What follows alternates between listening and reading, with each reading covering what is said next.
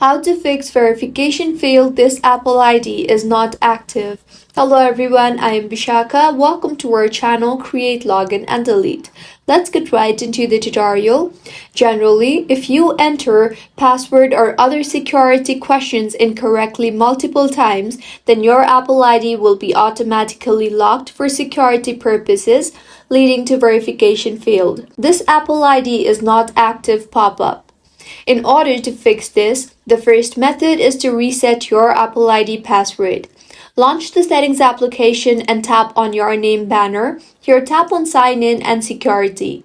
You will see the Change Password option.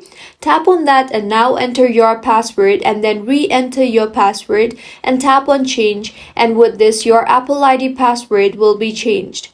See if the issue is fixed or not.